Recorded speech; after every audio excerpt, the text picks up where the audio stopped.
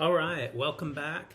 Hope you enjoyed that last exercise and have gotten a little bit of practice into how to assess where someone is in the stages of change, and then how to come alongside them with proper IV, with the core conditions, in an appropriate way to help them move to the next step in their change process. And so now we are going to stack another tool on top of those three skills that you've already learned: how to maintain the core conditions, how to build motivation for change to move through the change process, and the proper IV, which helps you to build that motivation for change by connecting the client to their values, their goals, their beliefs, and letting those be the thing that pulls them forward in their change process. And so now we're going to go into personal history. Now, when it comes to coaching, we want to stay present and future oriented. So in collecting a history, we're not going back into the past for healing. We're not going back to explore trauma or do inner child work or anything like that. That belongs more to the worlds of counseling and psychotherapy. And so if you discover in this process that the client does have some unresolved issues that do inhibit them from going forward and making progress in the present and future, then that's when you're going to want to refer them to a therapist. So this tool is as much diagnostic as it is anything else. You're poking around a little bit in the past to see how functional they are, and if there is anything that is unresolved that could inhibit their progress. Okay, and if you do make a referral to a therapist or a psychologist or a psychiatrist or anything like that, that doesn't mean you have to stop working with them as a coach. In fact, coaching and therapy is a very powerful combination. We use that often here at the Forward Foundation. I'll have someone who's a client as a therapist, a therapy client, and I will connect them also with a coach. So maybe they do therapy one week, coaching the next. The coach helps them on the application of the things that we discover in therapy and in just some other practical, pragmatic, behavioral goals that they have set for themselves. Some clients want both therapy and coaching weekly. It just gives them, an additional touch throughout the week to help them make progress towards their goals. Okay, so a referral doesn't mean you have to stop working with them. It just means you're enlisting further help to help the client reach their goals, and you're doing it in a responsible way. You wouldn't want to work with somebody as a coach who really does need to be in the care of a therapist. And so you got to keep the client's best interest in mind at all times. Okay, so all that said, there are a lot of reasons beyond just trying to discern whether or not your client needs a therapist to collect a history. At the very least, even if there's nothing else that you learn about the client that is relevant, say, to their goals, which is unlikely. I mean, their past is going to be relevant in some way. But if there's no big obstacle in the past, no big unresolved issue, at the very least, you will have gotten to know them. You will have deepened your bond. You will have deepened trust and rapport. That you may wind up knowing more about them than even people who are very close to them, because it's not often that somebody sits you down and collects your personal history and asks you questions that are probing, gently probing in a non-judgmental way where you don't have any stake in the matter. You're just asking them questions and giving them an opportunity to tell you about themselves. That doesn't happen very often in life, and in fact, it's a huge gift to give to your client to be a person in relationship with them and with that level of depth and understanding and empathy and complexity.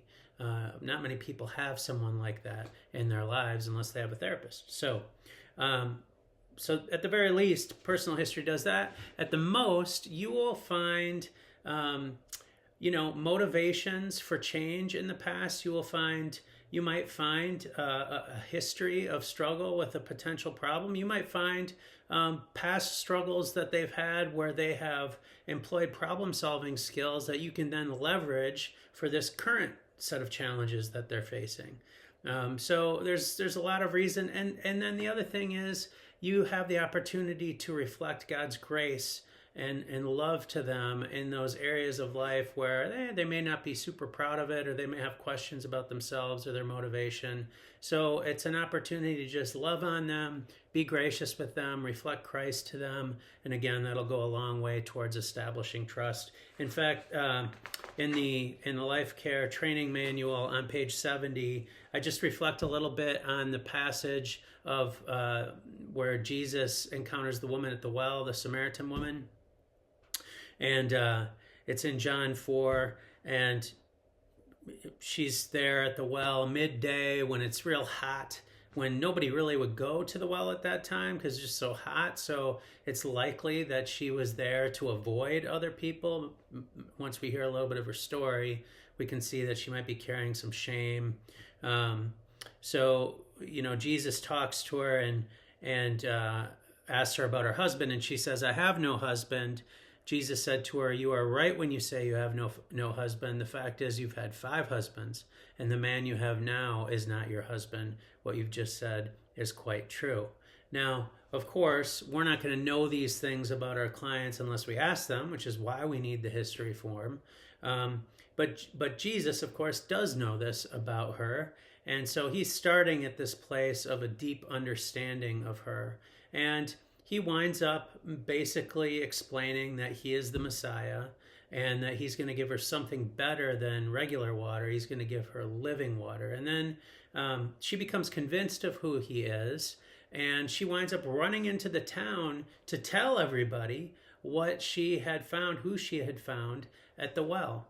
And so she goes from, going to the well to avoid everyone to finding something so good that she can't help but go and tell everybody. And in some ways, it reconnects her to community, whereas before she might have felt somewhat disconnected because of her past.